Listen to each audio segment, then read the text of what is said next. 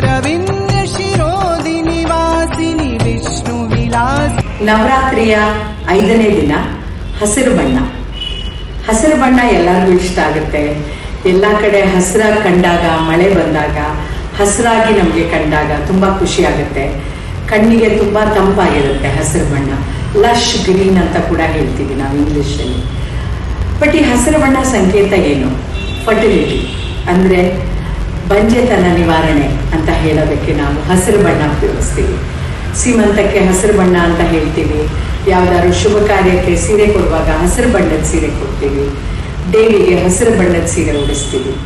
So ಇದು ಹಸಿರು ಬಣ್ಣ ತುಂಬ ಒಂಥರ ಶುಭ ಸಂಕೇತ.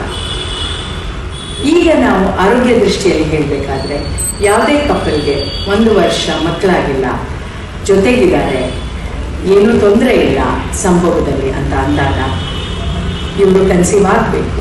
ಕನ್ಸೀವ್ ಆಗದೇ ಇದ್ದರೆ ಡಾಕ್ಟ್ರಲ್ಲಿ ಹೋಗಿ ಪರೀಕ್ಷೆ ಮಾಡಿಸಿ. ನಿಮ್ಮ ಇನ್ಫರ್ಟಿಲಿಟಿ ಸ್ಪೆಷಲಿಸ್ಟ್ ಹತ್ರ ಹೋಗಿ ತೋರಿಸಿ, ಅದಕ್ಕೆ ಬೇಕಾದ ಸೂಕ್ತ ಟ್ರೀಟ್ಮೆಂಟ್ ತಗೊಳ್ಳಿ. ಅದಕ್ಕೆ ಏನು ಇನ್ವೆಸ್ಟಿಗೇಷನ್ಸ್ ಬೇಕು, ಯಾವ ಥರದ ಅಸಿಸ್ಟೆಡ್ ರಿಪ್ರೊಡಕ್ಟಿವ್ ಟೆಕ್ನಾಲಜಿ ಬೇಕು, ಟೈಮ್ಡ್ ಇಂಟರ್ಕೋರ್ಸು, IUI, IVF, ಏನು ಪ್ರಾಬ್ಲಮ್ ಇದೆ ಅದ್ರ ಮೇಲೆ ಖಂಡಿತ ನೀವು ಟ್ರೀಟ್ಮೆಂಟ್ ತಗೊಂಡ್ರೆ ಮಕ್ಕಳಾಗ್ತಾರೆ. ಸೊ ಹಸಿರು ಬಣ್ಣ ನಿಮ್ಮ ಜೀವನದಲ್ಲಿ ಯಾವಾಗಲೂ ಇರಲಿ, ಶುಭವಾಗಲಿ. ಶಿರೋದಿನಿ ವಾಸಿನಿ ವಿಷ್ಣು ವಿಲಾಸಿನಿ